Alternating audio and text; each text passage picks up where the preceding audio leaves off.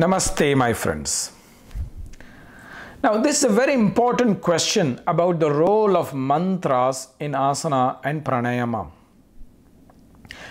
First of all, we have to understand that yoga is not the movement of body.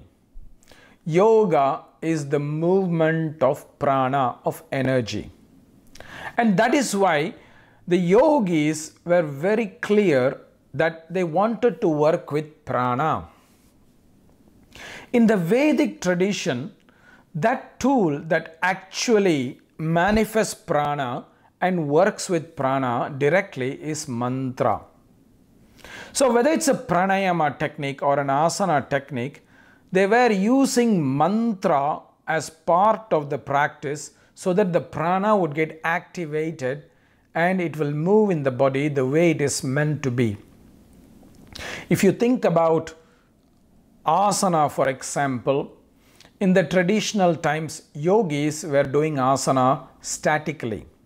They were not jumping from one asana to another like monkeys will jump from one tree to the other. They were actually staying in the asana practice for some time. Now, what were they doing in the asana when they were staying? They were regulating the breath.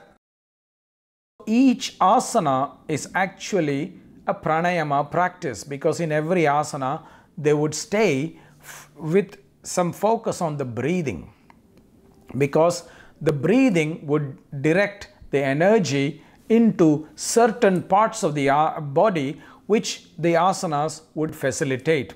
When I twist to one side, the energy is focused on one side. When I twist to the other side, the energy is focused on the other side. So that is what they were doing in asana practice, where they would stay and breathe. Now, we all know that in pranayama, we have to measure the breathing capacity. Inhale equals exhale, or exhale is twice the duration of inhale, etc.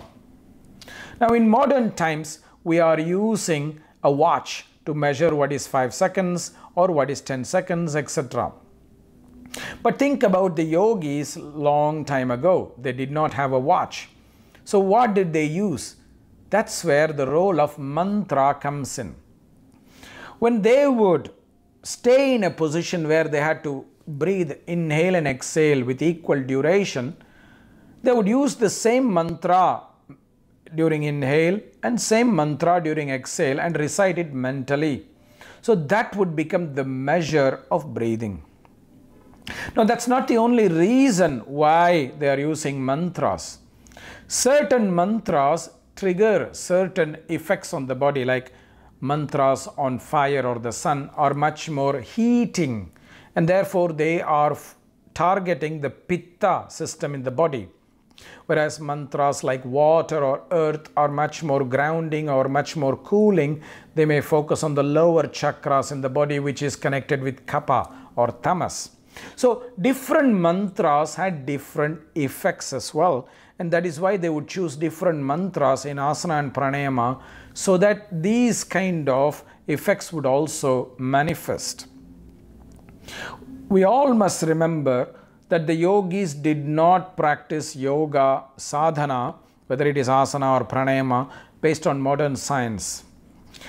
The yoga has its own science, and it's the responsibility of all modern yoga teachers, yoga therapists, to learn the yoga science, working on asanas and pranayama through the modern understanding of human body, like this asana will work on this muscle or that asana will work on that muscle, is actually not very accurate. If we take that approach, it's like following a blind person, or referring to Google Maps of directions in Lisbon when you are actually searching for a restaurant in Rome. It just doesn't make sense.